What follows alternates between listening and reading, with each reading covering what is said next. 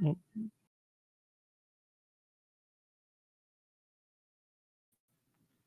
we are. Hey, gamers. We are live on Geekscape's Twitch, my personal Facebook, and Geekscape's Facebook page and YouTube. So start getting those comments in here. I've got some devastating news. Crispy's here. No, in the positives, my friend Chris is here. We're going to talk a little bit about his movie that he wrote and directed, Delco the movie. We'll talk about why I was against it, and no, we'll talk about it in depth. Yeah. You know that I don't hold back, but I do celebrate. You do. I can always get an honest opinion out of you, for better or for worse. So I thought, man, as long as I've known Chris, he has loved the game Earthbound, and I was positive I had that game on Super Nintendo and had never once played it. Turns out only half of that is true. I have never played Earthbound. I did not have it. I think you dreamed it. I may have dreamed it. Yeah. I may have dreamt about it. So we're not going to be playing Earthbound as promised. I do apologize, but I did have a wide collection of just random Super Nintendo games. Chris went through a few of them. And I think we're just going to play a couple random assortment of games over like the next hour or so, talk about the movie, talk about our experience being friends growing up, and, you know, any comments that want to come in, anything like that. We're all on board for it, but we're starting it off with the original Mario Kart here on the Super Nintendo. So I think we're like, let's just start picking our characters here. Do you have a personal preference character? I am going to go with Donkey Kong Jr. Okay. I am usually, no matter what game I play, tend to want to go with either Yoshi or I like Dry Bones personally. Obviously not in this one, so we're just going to go with him. Unless he like burns up in a fire, then he becomes. I mean, that could be. Do we have a preference on? No, I'm pretty good with any of them. All right, let's just do this. I don't know why we're doing 50cc. I feel like I could have went higher. I don't just have to remember what any. Oh, yeah, that's. I just was going to say I do not remember what any of these buttons do. Okay, I'm moving. Oh, off to a terrible start. So you want to make sure you collect coins, because the more you get hit, you lose them, and then if you get hit without coins, you spin out. Oh, is that what it is? Yeah. See, this is again like. I am your classic button masher game player. I got somewhat okay with like some of the later Mario Kart games, but I was never good at this one. Well, this was pretty groundbreaking for when it came out. No one had seen anything like this. Most racing games were kind of more realistic, like, race car type things. And to have like kind of a more casual thing like this, they were just kind of figuring it out. So definitely the controls are a little, rough, and definitely made a lot of better improvements when they got to 64. And, arguably every subsequent sequel has been better, for the most part. Yeah, do you have a favorite Mario Kart? I mean, right now it's probably Mario Kart 8 Deluxe on the Switch. Okay, so you're just kind of whatever the newest one is. Whatever the newest one is. I think I probably have the most fond memories of Mario Kart 64, though. That's probably what I associate most with being a kid. Yeah, which makes sense. Man, I am really bad at this. Hey, you got fourth. You didn't get a red number, so yeah, that's a plus. Number. I got some type of points. Yeah. For me, I love Double Dash. That's a fun one. I have a lot of positive memories of Double Dash. I have a lot of positive memories of the Wii. And that was just because like that was college. Yeah. At that time, so like I would go to my buddy Ed's house, and we would just play Double Dash for hours. Like we loved playing Double Dash. Double Dash was actually GameCube. Yes. But you could play it on the Wii. Yes. Well, that's the thing. We would play Double Dash on the GameCube, and then that was like in the beginning of college. So like we're talking like 90 or like 2005, maybe 2006. And then just as college was wrapping up was when the Wii made itself available. And one of the first Wii games was the Wii Mario Kart. And I remember a bunch of our friends, except for Ed and I, went to the movies. And Ed and I stayed back and tried to figure out every single shortcut and secret passage in the Wii game and like we figured out a good amount of them. But Double Dash was like, still this day, I feel like if I could pick up a Double Dash controller and absolutely crush. Now, old school video games is, I wouldn't say it's a huge part of Delco, the movie, but it's certainly there.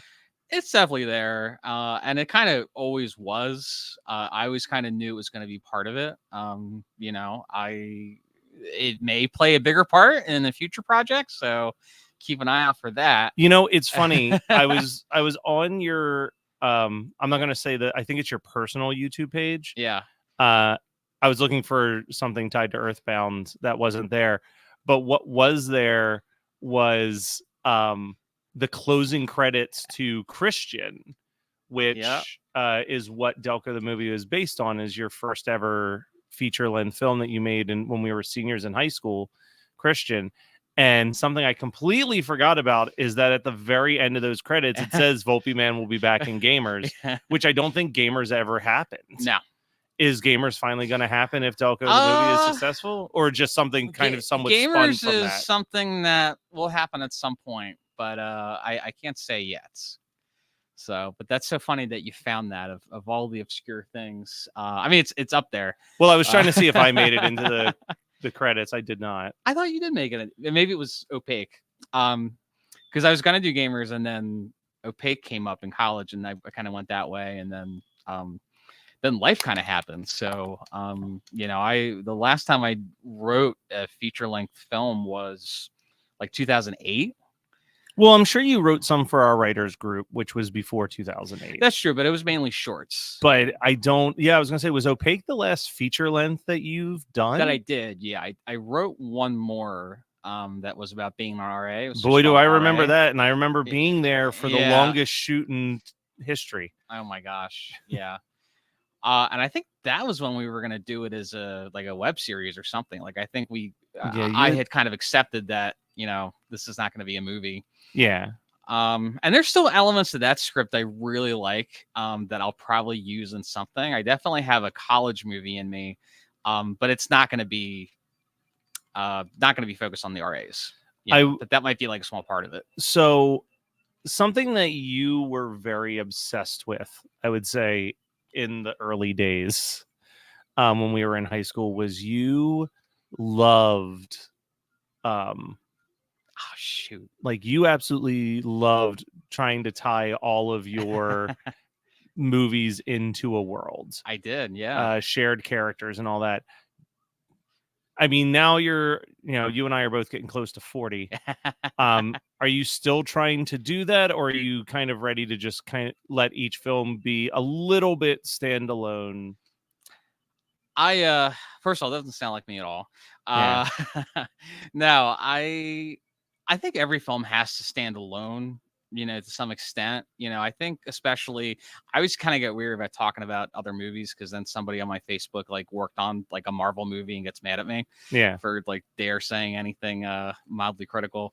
But something I've noticed with the Marvel movies is sometimes the references just feel really forced. It's like everything is a reference to something else or something else you might have seen, or you're another hero or a villain. And I never want to do that. I really, Kevin Smith, I mean, hey, we all know I wanted to be Kevin Smith. Boy, do you. I mean, clearly you can see from how I'm dressed today. He always did it in a pretty subtle way. Especially the first 6 movies in the Views universe. So the answer to that is yes. I want to do that because it's kind of, I got to a point in my life where I'm just kind of picking up where I left off in high school in a weird way. I kind of accomplished everything I wanted to do. I went to college. I got a full-time job. I got married. I got a house. Then the pandemic happened. And it's like, you know what? It's now or never. I'm just going to do all those plans I had.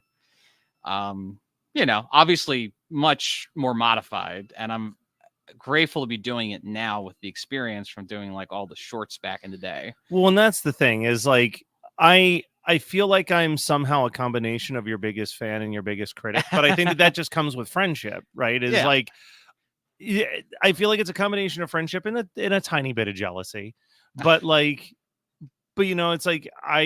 I know that you are skilled in very specific fields when it comes to filmmaking in ways that I'm not.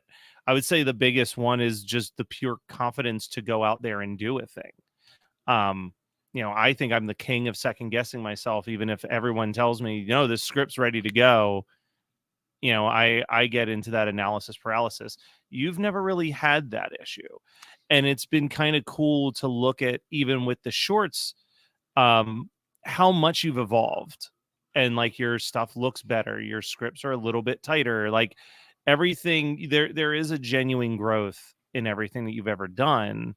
And I mean, if you're not growing, why are you doing it? You know what I mean? So I am, I was very proud of like how good Delco looked when you sent that to me. I think that was the first thing I said to you, was like, it is the best looking thing you've ever shot.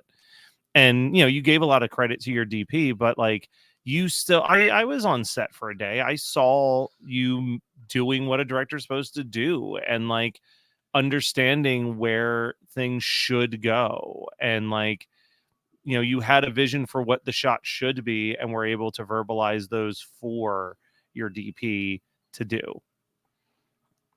Well, thank you, man. All that means a lot to me. And, I beat you in a... Oh, no. I got way too excited. Well, I was like, don't say anything. Don't jinx it. You distracted me with compliments. But look, you've been a huge part of the journey. I mean, I remember, the first version of Delco in high school. Christian, you did the soundtrack for it. You helped me find all the songs for it. And I feel like that hasn't changed. I think I'm doing that for You're Delco, doing that for too. Delco. The, modern Delco. Hey, it's second place. Yeah, I was, and then that third race I dropped down to 6th. Turns out haunted house, not my scene. Haunted house is hard. But I don't know if you noticed. So if those of you that don't know, Matt and maybe like a handful of other friends of mine have seen a draft of the film. Very unfinished. There's still scenes that are missing. Yeah, no, I don't recommend watching the movie where every so often the film just stops and Crispy's voice comes through your speaker telling you what scene will be shot next. It definitely, to be fair, it threw off the flow a bit. Yeah. And my reasoning behind that was I wanted to, I filmed this in a very weird way where it wasn't, we filmed for 11 days, but that was spread out for like about 8 months, between November of last year and August, just a couple weeks ago. And, part of that was just logistical. It's just we had to keep kind of raising money when we ran out of money. Things cost more than we anticipated. We had to do more filming days than we thought we were going to do. But what kind of worked out is that it let me kind of breathe with it and kind of look at what I had. And actually, I punched up a lot of stuff. Like for the church scene, that whole the whole Chester line that Brian O'Halloran says, I wrote that like a week before we shot that. Yeah, I was gonna say I don't remember that from the script reading.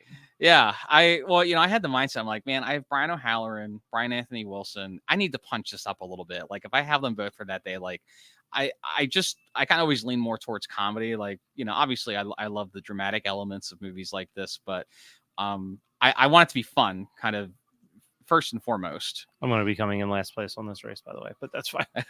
I got very stuck on the ramps. There we go. All right, continue. Yes. So you were like, I've got these kind of big actors all in a scene together, or I guess they weren't in a scene together truly. Brian Anthony Wilson and until you Brian punched O'Halloran. up the scene. Yeah. No, they were. Yeah, they did have a scene where they were talking. They were talking to the kids, and they were. The whole idea in that scene is that like they're having a conversation in the original script. They're having a conversation, and the kids walk in, and then they talk to the kids. But when I punched it up, I gave a little more to their scene kind of before that, where they're kind of talking about. Brian O'Halloran plays Joel Powers, Pastor Joel Powers, and kind of talking about his plan for Delco and kind of what he wants to accomplish.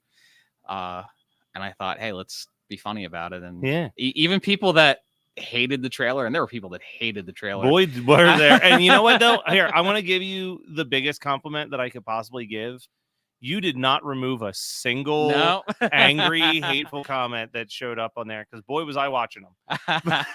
but I was like, man, I think that there would be plenty of people who would absolutely just delete any of that negativity. And the fact that you were just like, no, like, people are allowed to have their voices heard on this. I do want to give a couple shout outs. We got a comment from Gabe referring to himself as the Delco Dork. He said the Delco Dork is here. What's up, Gabe? And I also got a text message letting me know that some people that I know, Barb, Logan, and Jacob, are also watching upstairs. So I want to say hi to them. Hi, guys. But all right, do we want to keep doing Mario Kart? Do we want to switch it up? What do we want to do? I'll leave it up to you. Well, we have one other multiplayer game, which is Bomberman. Okay, well, yeah, let's try Bomberman. All right, I think so we're gonna tie this back into someone else. My only memories of playing Bomberman, this is the Super Nintendo that I've had since I was a child. It somehow still works, it still runs beautifully. And basically I've just acquired random games from people who no longer have a Super Nintendo but still had all the games, and they would just like gift me games. And I'll keep talking if you want to switch out the game. But like, I'll drop this down. We'll go full screen for a second while we get that situated. But my only memories of playing Super Bomberman was freshman year of college when I lived at my grandmother's house. Let's try that again. You might have to give it the old blow. Yeah. You also, sometimes it has to be really popped in there. Mine's a bit temperamental. Yeah. But it was Mitch and Nate were the ones that were big on playing Super Bomberman, and at one point I had the 4-player adapter. Here, let me give that a shot. But Mitch was in the very first version of this movie. I feel like he's been in almost every project you've done. He's been in he may be the person besides yourself that shows up in the most movies of yours. And I think I messaged you and said he steals the whole movie in a single scene. Yeah, and what was funny about that was, because Mitch has been helping with this since the beginning. Hi, Mitch, if you're watching. He has helped with the marketing. He did some of the posters and did like a logo for us, and he is making more stuff for us. And we've been friends a long time, and I had to get him in this somehow.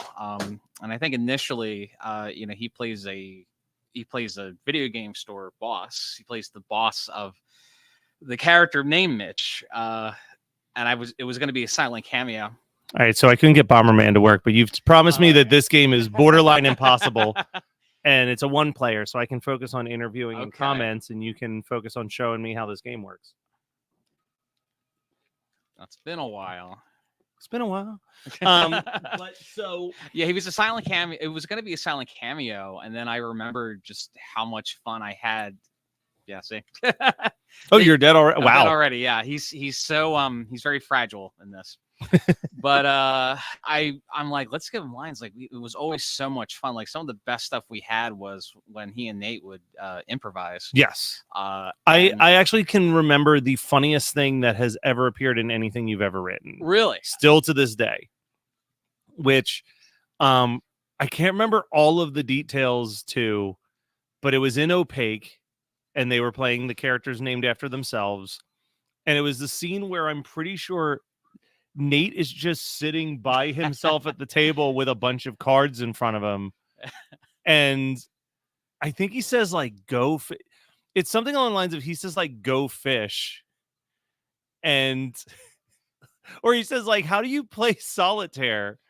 And Mitch says, I was under the impression you knew. You've been sitting there for hours. Like, it was... Yeah, he's like, you've been playing for the last 15 minutes, something like that. It was such a great, and I had read the script Opaque. That was definitely not in there. That is all Mitch and Nate. But that scene always makes me smile. Like, that is just such a, and that like just captures what I think our energy was back in the day in high school. Does he not like water either? Is that also an issue? Well, it's. You would think that would kill him, but it actually just kind of pushes him along. I don't know why it does the weird music. I was going to say, that seemed truly tragic. Yeah. Yeah, it just gets really trippy. I missed the extra life. Oh, well. So you're only one hit. Only one hit. Well, now I have Oh, you've I got think a this is protective invincible. shield. Nice. I don't know if it's invincible or there we go, extra life. Yeah, it's invincible. So this is considered one of like the harder Super Nintendo games. It is. You know, Bubsy has his problems. This was the first Bubsy game. I played this a lot. We rented it from Blockbuster, you know, in the early 90s. But it's kind of famous for just having really not great controls. I think it's okay. But I think just as it goes on, it gets harder and harder and harder, and the controls are not as tight as they should be. And he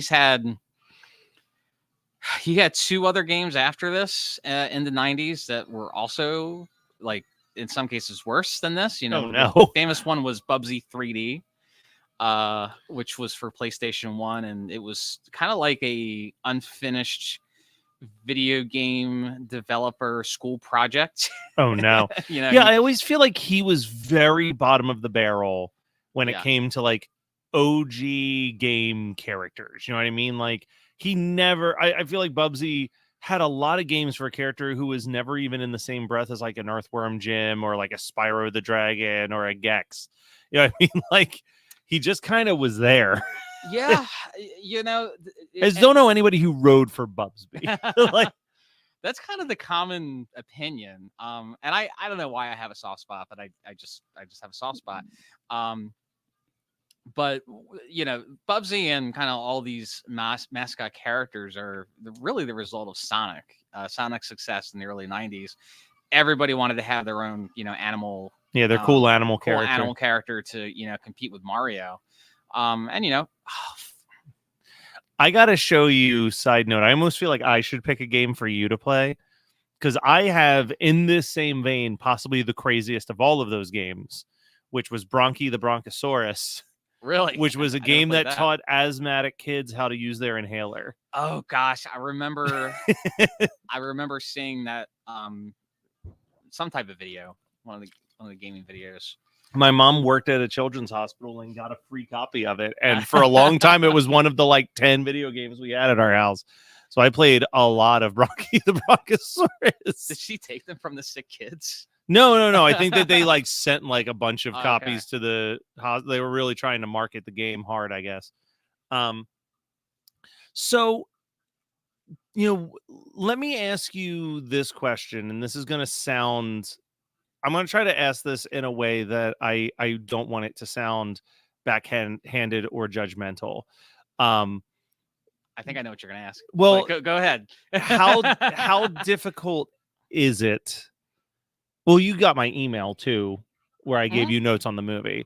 Yeah. And like, there is this very specific balance that I feel like is very difficult to walk, especially with something like Delco, the movie, where, you know, it is very much your story, your experience at your high school. And now obviously Delco is much bigger than that.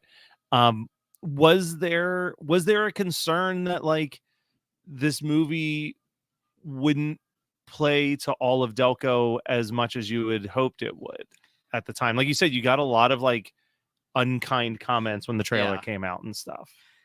Yeah, you know, with the trailer, I just find the biggest issue they had with the trailer was the accents. Like that was that's what they hyper fixated on. And the one guy in the movie that has the Delco accent, I didn't put in the trailer, which my bad. Yeah. Yeah, it was definitely a fear. You know, what's kind of funny was Delco was originally a working title, you know, for this. I was trying to think of a name of it, and I knew it wasn't going to be Christian. But it was always set in Delco. It was always supposed to be the county, I should say, was always supposed to be, you know, its own character. So I kind of put it out there, you know, as Delco the movie, and that really generated a lot of interest. And then at that point, I did a lot of rewrites where it kind of became like a celebration of Delco, while incorporating the same story.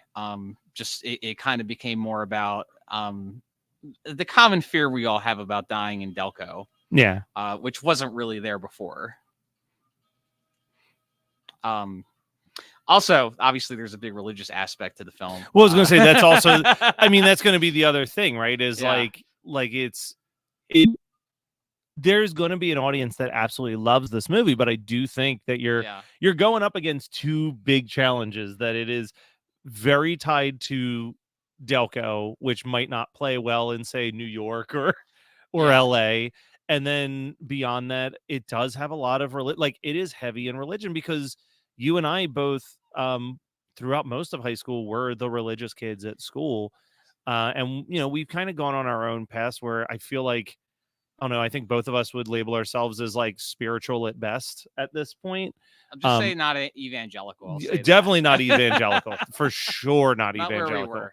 And I don't even know if, like, especially in this day and age, not to get too political, but like, I don't think we were ever at the level of evangelical that we are seeing and experiencing definitely in not. 2024. Like, I feel like there's been many people from our grade who have come up to me and said, like, you were always very accepting and kind, whether you were at your most religious or like your most questioning, like accepting of everybody for who that being able to meet people where they were.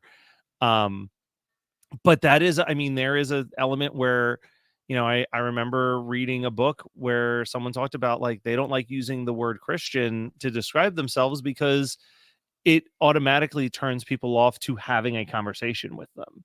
So obviously, like you said, you couldn't name this movie Christian, but because it is so tied to that spirituality and that loss of faith, but also at the exact same time, very questioning that. So it's not even like you could sell it as a Christian film. Like it walks this very delicate balance beam that you have to deal with. So it's funny.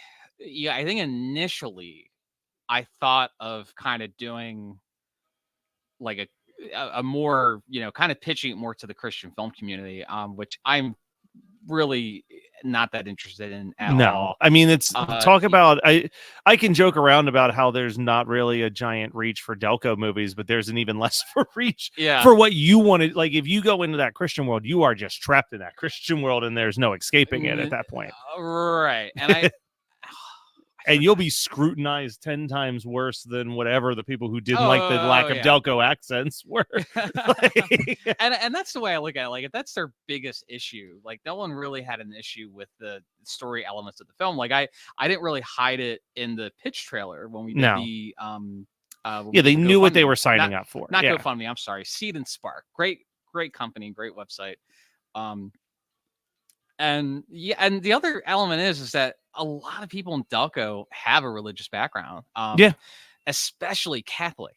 Well, because it's also, like we said, it is about questioning that as well. Yeah. Which means that, like, you kind of do hit the people who were religious and stayed with it, but you're also hitting the people who were forced to go into church as a kid, thought that they were religious, and as they got older in high school and college, started to question that a little bit more. Yeah, and it feels like, the movie's set in 2004, because that's when I graduated and I'm not very creative. You said it, not me. Your lips to God's ears, though. But I feel like back then that there was a really big push for that in public schools. And I mean, I don't know. I don't know that my school's the best example, but I feel like then in the early 2000s, there was really this kind of push for this kind of evangelical culture that I don't think is all there anymore. No, I'm pretty sure. At least not what it was. I mean, speaking as someone who, works at a church youth group, I've discovered that the church youth group that I work with is very much in the minority of having, like, large attendance regularly and, doing lots of we tried to organize an event with another church youth group, and we meet every single Sunday and sometimes do like community work over the weekends and stuff. And reaching out to like a bunch of other church in the community, they're like, oh, we only meet once a month. And it's like, how do you even build a relationship with kids once a month? Like, that was like chaos to me. I know the Young Life is pretty much all but gone. Like, you're right. When in 2004, there was a lot of that. And I wonder, like, part of our background, obviously, in our friendship was like, where you really started to tackle the film stuff, which I'd always thought was what I wanted to do.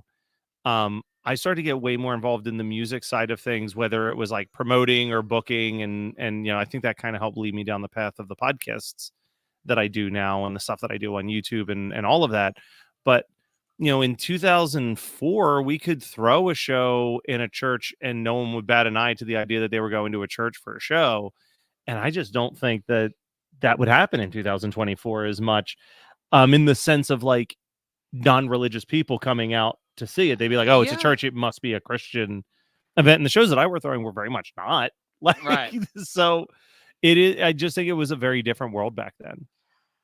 Yeah, it's amazing that your youth group meets, what you said, once a week. I mean, that's really a testament to just the quality of it, and this kids feel a sense of community. Yeah, and I think that traces back to when you were in youth group, and our group when we were in high school. That was kind of a safe spot for us too. So. Yeah, and that's what I mean. That the joke with me was like, basically what happened was that Mount Hope, the church that I go to, their youth group had basically disappeared. Mm-hmm. And they were trying to restart it, and they wanted to get a committee of like people who had been part of the youth group, and I was part of that committee. And this was 5 years ago now. I said, well, I'll help out for the first month or so, make sure everything's running smoothly, and then I'm done. And so we all said. 5 years later, I'm still there doing it. But I think a part of it is like these kids are incredible. I mean, like the thing that really sold me in that this is what I wanted to do with my Sunday nights was like part of this committee was sitting down with the kids who were actively at the church and asking them like what they wanted out of a church youth group. And when I tell you that basically every single one of them, like what they cared about was like how to be supportive of the LGBT community and be a Christian, how to, how to fight for equality and stuff like that. Like they really cared about that stuff, which is, I care about greatly. Of course. So when I was like, oh, these kids are on the exact same wavelength of what I think is missing in Christianity, that shifted it for me. Now I do have a bit of a beef with you because your movie has a lot to say about people who want to stay in Delco forever. And I think that that's quite unfair because some of us enjoy this area. Maybe not all of us moved to Maryland. This guy doesn't even live in Delco anymore. But like for me, so I have a friend, Eli, who might be watching live stream. Actually, we got a couple shout outs here. Oh, sweet. Who's watching? John Leonard, I believe that says. Yep. John hey, Leonard what's said up, he's John? stopping by. Anthony Irving says, what's up, fellas? My fellow church band member number 2 or whatever our titles are. And then Gabe chimed back in and said that Bubsy 3D on PS1 is impossibly annoying. Yes. You were talking about that earlier. I think that what's up, Anthony? What's up, Gabe? Yeah, get those shout outs in there. Thanks for watching. Thanks for all you helped with the movie. So I do think that there is I have a friend, Eli. I don't know how I got this. Who moved here from, maybe that's how quickly you did it. I don't know. So my friend Eli moved here from California, and his assessment was that he's like, Delco is the only place I've ever been to where everyone agrees that the place is terrible, but they also agree that that's the selling point for why you should be there. And I, between you and me, I think I sent you a note saying something along these lines of like, I feel like that needs to be in there a little bit more. Like, and that's something you can just throw with some ADR, but I do think that there needs to be a character that's just like, what are you complaining about? Like everything he complains about, like to them, they're like, that's the appeal of this place. Like, cause I agree. I don't know. I moved to California. I was there for like 6 months, and I could not wait to come back to Delco by the end of that. Well, there are still some scenes that are not in yet. Yes. So there, in particular, I heard your voice explaining some of them. Yeah. There's in particular a final scene that I don't want to spoil. Damn. Yeah, you're really struggling on this level. Yeah. Let's see how many lives Matt do I have Turnbull says, "What's up? What's up, Matt? Talk about a long." Part of the origin stories of our Delco journey. I know. Yeah. Well, Matt was there. He was in the church scene, right? Was he there? No, I don't think he was there when we shot at night. We actually did an overnight shoot in July that we started filming at we got ready at 4. started filming at like 9 because we had to wait for it to get dark, because you know how Yeah. July is. And we were out of there when the sun was rising, like at 5:15. Oh, dear Lord. Like, it was insane. It was in Brookhaven in the street, up the street from Oh, my dad's house. I know the scene. I'm pretty sure I know the scene because there's not that many scenes at night in the movie, actually, or at least actively where you can see that it's dark. Yeah. So that, yeah, there's like maybe 2 scenes that it could possibly be. Yeah, no, I mean, I think that's every time that I'm on one of your movie shoots, I think it reminds me why directing doesn't have an appeal to me. It makes sense why I ended up in podcasting. You know what I mean? Yeah, Because, how so? well, because podcasting, it's like one and done, right? You Yeah. sit down, you say your piece, you do your thing, and then like in editing, maybe you like punch up a couple ums and ahs and make it flow. Whereas like, you know, every time I've been on a movie set of yours, and it's not because this isn't anything to do with you as a director, it's just the filmmaking process. In your head, you're like, all right, this will be like an hour and a half tops, and then it's like 3 hours, or you think like, oh, this is going to be 3 hours, and you prepare for that, and it's 6 hours. Like, it's just like no matter how long you think it's going to be, it's usually going to be longer. Like, that's absolutely true, and kind of a trick I learned, because the biggest thing is, especially, you know, and you know, people were paid on this as a SAG after set, but you know, the earlier films, a lot of the short films, people were working for free. Like, they don't want to be there for an extra 4 hours they weren't planning on. yeah, And something I tell my students is, you know, like, really respect people's time. Like, just make them aware of how long you think it's going to be, how long it could be. And, you know, I'm happy to say that, yeah, we go over sometimes, but it's usually not more than like an hour or 2. yeah, And that's acceptable. You know, I try to overestimate how long something will take. And sometimes I'm wrong, you know, sometimes I'm right. Sometimes we get done earlier. But yeah, I mean, it is what I will say. First of all, my team. This is so fun to talk about while I'm playing this. It's like the most frustrating game to play. I think I need to change games. All right. Let's see if we've got of the stack you brought over. We got Yoshi's Island, Donkey Kong Country 2, or Super Mario World. What do you feel? Let's do Super Mario World. Okay. My first Super Nintendo game. I think everybody's right. It came automatically with the system. You know, we talked a lot about our friends who appear in the movie. You've got a bunch of our old teachers that showed up in the movie. But let's talk about the people who are new to the world of Crispy Enterprises. Yeah, Philagape Productions. Great name. I wonder who came up with it. But like, yeah, here, it's all you, man. I'll give this a shot while you tell this story. But like, this had to have been the most casting you've ever done for a feature, because I feel like my memory, especially with Christian and a little bit with Opaque, was a lot more of just like, these are the people who are available. These are the people that the characters are somewhat inspired by anyway, and just kind of like throwing them into those roles, where this is your main cast is a whole bunch of new faces that you found through auditioning. What was the auditioning process like with this compared to those first 2 feature-length films 20-something years ago? I can't believe it's in 20 years. You know, so yeah, it was a lot more complex in that I put ads out for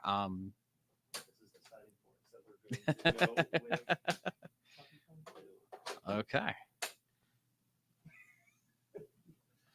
Oh, that's a better sign than. Yeah, we're getting a black screen for those watching. All right, this is the fun of what I wanted to do with this live stream, though, is that we're playing with an actual Super Nintendo. This isn't an emulator. This is the real deal. The real experience.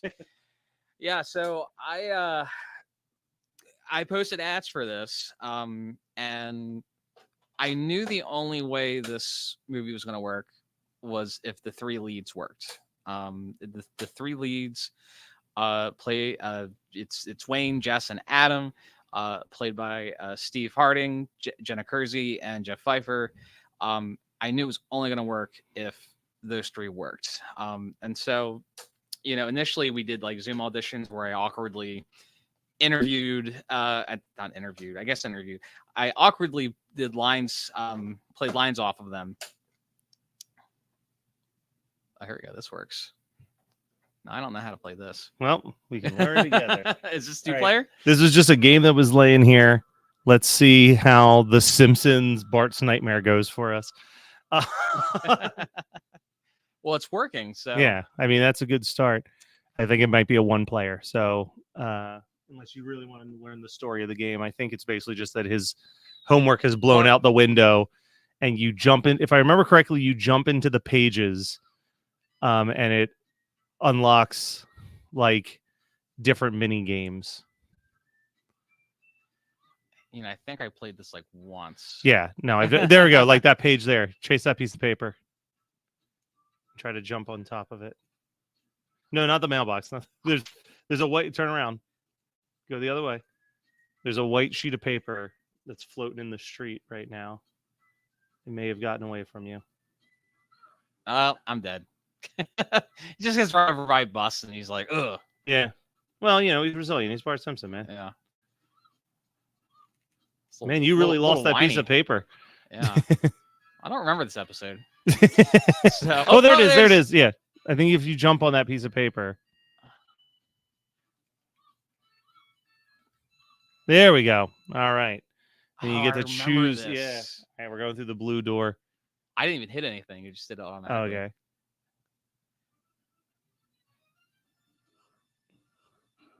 All right. I would say avoid the rockets.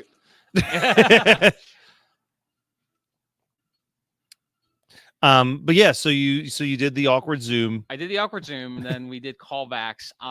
To be honest with you, the people that wound up getting the roles, I kind of knew when I zoomed with them that was going to be them. Like I just had a hunch, and you know, I don't like to brag, but I think I'm pretty good at just having this intuition about these kinds of things. Like, you know, not only is this person going to really work for the role, but you know, this person's going to be a good person to work with.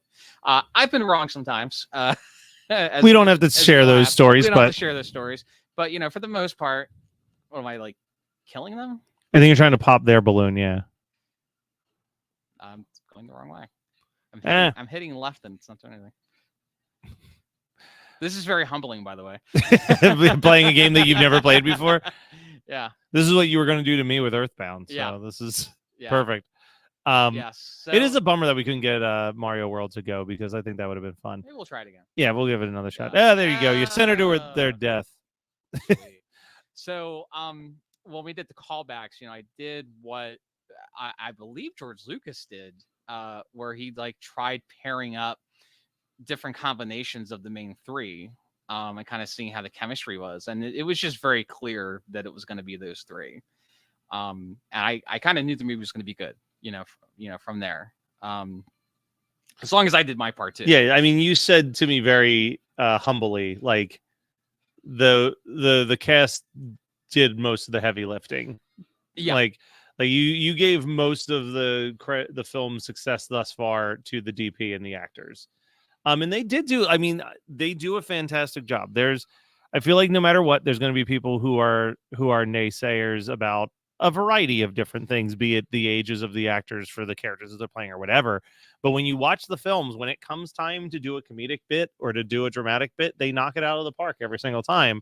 And like, you know, I feel like you're not sitting here thinking that this is going to be a movie that gets picked up by Miramax and, you know, ran in theaters or anything. Like, you know what the audience is going to be, so you can do that kind of extra worldly, like, yeah, we're casting people who are a little bit older than 17 because we're an independent film and we can't afford to pay actual 17-year-olds what SAG's rules are to have high schoolers on a movie set. Well, and the thing is, early 2000s films, all teenagers looked older. Yeah, you know, so it's kind of is a little playback to that. And you know, I don't know. It's like I see kids today. I work in a school. Like seniors today don't look like seniors how I remember when I was in school. Yeah. Well, that's also because we're old. Yeah. I hate to break this to you, Chris. We're old. We're old people. We don't. You're doing a back in my day right now. I plenty more. You're like back in my day, kids look their age. But you know, we had some younger people audition for the roles, but Those three were the absolute best. I knew they were gonna, I've known these characters for 20 years. I've known every version of them. Like, there's been short film Let me give it versions a of these shot. guys. Or you give it a Yeah, try. I'll give it a shot here while we talk. This is painful. You're a frog now. Oh no, I'm a dead frog. That didn't go well. And he died. He just gets an F. So yeah, I mean, we tried out some younger people, but it just was clear to me that kind of for my vision for it, like these were the characters. This Well, especially, and you and I have talked about this a couple times. Even though he's not a main character, the actor who you got to play the role of Mitch, who is a decent enough reoccurring character. Come on. There we go. I mean, he looks and sounds like Mitch. Like he. Do you know how I got him? How? Oh, you're gonna love this story. So Ben Kalinowski plays Mitch. I wanted a character in the movie named Mitch. As a tribute to my friend Mitch and the character. And Ben Kalinowski was a student of mine. I met my first year of teaching. He was a freshman, and he walks into my homeroom. It's TV studio homeroom. And I meet him, and like in my head, I'm like, you remind me a lot of Mitch. Like just his mannerisms, not even necessarily how he looks, but just his demeanor. And yes, no, it's not like they're not like twins. Yeah. It's not like the dry sense of humor and monotone delivery is like perfection for that. Yeah. And so this was like 2013, 2014. And so I just filed that in the back of my brain. He graduates. This is like when I start casting this last year. So 9 years later, we're casting for Mitch, and I put the role out there, and we auditioned a couple people on Zoom, but I was not feeling it. Like they were kind of playing it like too nerdy, like too Urkel. Like they were really leaning into that. And I'm like, that's not Mitch. Like that's not the character. No, Mitch was like overwhelmed. I mean, I don't think he would say this about himself, but I would say that Mitch, the thing that I always admired about Mitch, and it's probably something that I almost hope he's watching this live stream because I know for a fact I've never told him this in person. But I think the big thing that I always remember with Mitch was the confidence in which Mitch had in himself. There was never a point where Mitch was interested in being anybody but Mitch. And I think that the actor who plays the character of Mitch in the movie gets that to perfection. Like he really does understand that it's like Mitch has no qualms about being Mitch. Like other characters might make fun of him for this, that, and the other thing, but like the character of Mitch is in on all of the jokes that they are already making at his expense and could care less. And I think that was, that's very clear. But that's also when you're writing a script about a friend that you cared deeply about, you're not going to allow that character to become a joke in that sense, right? Especially because like the bane of almost all of our existences is being a dorky person and hearing how much you remind people of characters from Big Bang Theory. And you're just like, I'm sorry you had to deal with that. I did a lot, man. Yeah. And I'm like, for starters, that's like that's a whole different thing. Like that's like that's more nerd than dork. And that's also like scientists. Like, although to be fair, they're in the comic books and stuff, so there's that element, but it's not the nerd side. Yeah, but it's just like that's not what it is. It's like it feels like when someone's like, these characters remind me of you. It's like, oh, so I'm a joke. Like your friends just laugh about my my struggles in life. That's a good point, though. And yeah, I always wanted to kind of celebrate, our characters. And that's one of the characters that was really hard to finish the Ben Kalinowski story. Yes. Sorry. We auditioned a few people and just wasn't feeling it. So I called him up. I'm like, and so Ben was going to film school, or he finished film school. He had a little bit of experience on stage, but he was mainly interested in being like a writer and director behind the scenes. I'm like, hey, look, I know you don't know anything about this, but I really want you to come to the callback for Mitch. I want you to read this character and just see. And so we brought him in on the day we did callbacks with the others. So it's his first audition. He was the first person I hired on the movie. Oh, wow. Because I'm like, yeah, it's him. Like there's nobody else that is going to get this. Oh, well, and I am dead. I got a little bit further than you, but definitely dead. No, and I mean, he does a great job. We do have a message from Tom who's saying, go crispy. We also Hi, have Tom. a message from Lo Serin saying bedside arts has entered the chat with a bunch of exclamation points. Hi, Seren. So, we're talking about the casting. We're talking about all of that good jazz. I mean, is there anything you want to talk about tied to the movie that we haven't covered just yet? How hard was it to because I think my very first note for you when I saw the trailer was, one that's unavoidable, but that it said this is Delaware County in 2004, and then the first shot is the brand new Tom Jones. Like, what were some of the struggles in attempting to recreate the year 2000, 2004, when like certain things you just can't help, like architecture? Yeah, I mean, well, the good news is that there's not a whole lot different. Obviously, Tom Jones is a big one, but there was not really a whole lot we could do about that. Although I've kind of pitched to some of my people, like, could we turn it orange in post? Is that possible to do? Like, maybe, but I don't know how realistic that is. So that might be something I fiddle around with. But I think part of it is just accepting, and maybe I learned this early on, is that like your movie doesn't have to be exactly what happened. Well, and I remember a friend of mine when I was writing scripts in college, gave me the advice of no one cares if this is exactly how it happened. Oh, right. Yeah. You know what I mean? Like, because I think you and I both struggled with that a lot back in the day. We did. Let's see. Serena saying, love you too. My BFFs playing games gave the parenting stuff over to be here. So she threw in the towel. She's no longer, or they're no longer doing parenting stuff. They are here to watch us. And I thanks for support watching that. Yeah, thank you, Seren. Always one of the biggest supporters of really everything. I think I met them here. Yeah. Actually, in this very house. In this very house, in this very basement. Some years back. This basement has had many memories of hangouts. This game is insane. You want to try Donkey Kong? Yeah, let's see if we can get Donkey Kong or Bomberman to work. So,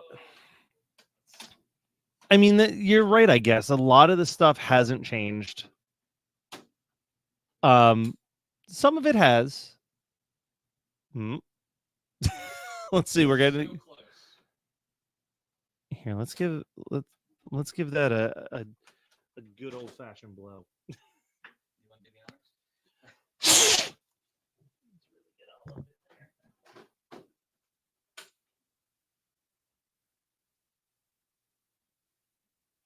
So no lie, at home, I have a Super Nintendo at home, and it's kind of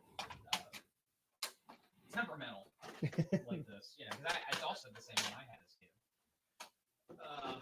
I've had to kind of really. We tried blowing inside the Super Nintendo. No, that's a good idea. Okay, we won't do that. I'm gonna go see if I can find Bronchi the Bronx. Okay, you sold me on that. All right, and I'll just sit here and. More about trying to change Delco to the past. Let me look at the comments. I haven't even looked at the comments. I've been reading all of them. There's nothing extra. Let's grab this. Let's grab a good old-fashioned fighting game. In case this doesn't. All right. Hey, sir, I'm by myself. Matt has gone. Oh, he's come back. Okay. All right, let's see if I can get this to work. Sorry, I don't understand. And then my phone's talking to me. I think it mistook Soren for Siri. Oh, okay. There we go. My phone thinks its name is Seren. So there we go. Come on, Hey, all right. All right. All I'm right. so excited to live stream this one. Saren says, Delco the movie seems to really get vibe of our high school days so much, and I went to a different school. There you go. So there's that's That's good news. Thank you for that. That's because it's always a little scary, are people gonna, get it if they weren't actually like in the same location? And I don't want to say where I filmed it because for a couple reasons, but I didn't actually film it in Sun Valley. I filmed it at a different location that actually kind of looks more like Sun Valley did back in the day. Oh man, I'm so ready for this. Is this your Earthbound? This is my Earthbound. Yeah. All right, so it's a 1-player, but this is teaching you how to properly use your inhaler. Very important. I had an inhaler. I got my first inhaler the other day. I had bronchitis in July, and they gave me an emergency inhaler in case I felt like I was going to pass out from coughing. Yo, this is me. Avoid these asthma triggers. This is like my life. Yeah, the dust sack and the cig smoke. So you got to avoid those at all costs while you wander Dinosaur City. Dust is a bitch. My triggers is just laughing really hard. No, you can collect lungs if you jump up there. Boom. So if you had stepped on that dust bag and you got dusty lungs, you could grab a pair of lungs to help you out. Can I climb? Oh, that's hurting me, isn't it? I don't think it's hurting you. There you go. Yeah, you can climb the pole, which is a weird sentence to say. This is a kid's game. Oh, Chris. Oh, no. I want to go back to Bubsy. All right. Do I have to? I'm just there you go. You got a thing. To jumping on things. That's you also have a thing where you can hit things. But you are getting hit by this guy's pea shooter a bunch. There you go. Now you can save the jump there. Go get those lungs, man. You stepped on the dust bag. Yeah, just like real life. Yeah. Yeah. So, so what else want to talk about with the movie? So I mentioned we did 11 days. I would go up. Yeah, so you shot for 11 days. Now, is everything done now? I know you had sent me a demo, and it took me a hot minute to watch the demo, so I don't know if I think I missed the next shoot time. But is everything filmed that needs to be filmed now, or is there still 1 or 2 more shoot days on the horizon? We have everything filmed with the actors. Okay. So it's a lot of B-roll and stuff. It's a lot of B-roll. We're gonna have some extras, but nothing with the main cast, and just something that Kevin, my cinematographer, and me can just kind of go out together in a car and just go out and shoot. A lot of it is our sponsors. We're going to include sponsors. Kind of is. Oh, you got to answer a trivia question. Bronchial tubes are passageways that carry air, small air sacs, and lungs. Large muscles. I'm pretty sure this one. That's right. Sweet. This is way better than Mario is missing. All right. All the facts in that game are wrong. Yeah, so that's the thing. You have to answer trivia questions for him to launch you to the next screen. You know what? I kind of dig this. Yeah, it's not bad. For how crazy the concept of a game called Bronchi the Bronchosaurus, where he's a dinosaur that has asthma. Yeah, jump up and get them lungs, dude. You need them. So you see, I feel like the viewers are able to see it too. The screen gets darker the deeper your lungs are being infected by dust. But I think if you grab the lungs that are floating up there, it helps clear up your lungs too. That's actually what happens when you inhale dust. What's this little? Oh, he's got another question for you. What happens when your asthma gets worse? Muscle bands tighten around my bronchial tubes. All of these, I have more mucus in my lungs, and my bronchial tubes begin to swell. All of these. Begin there. That's right. All right, is this little dweeb going to move? Let's see. Oh, he gave you a gift. Oh, nice. Thank you. He said, you know how to keep yourself healthy. Here's something. Well, and where do you feel like the script is basically finalized, or do you think that there's a chance that there might be some ADR stuff that needs that? There may be the cut that I watched, and you warned us very early on, hey, this is not the final audio edit, but there is some as someone who's never made a movie, so I don't know any better, there are things where you can hear the mic shifting in someone's coat pocket and stuff. Do you have to ADR that, or is that something that there's programs that help fix that? No. So how that works is, I cut that draft together just to tell the story. Oh, Yeah. I died. You finally did it.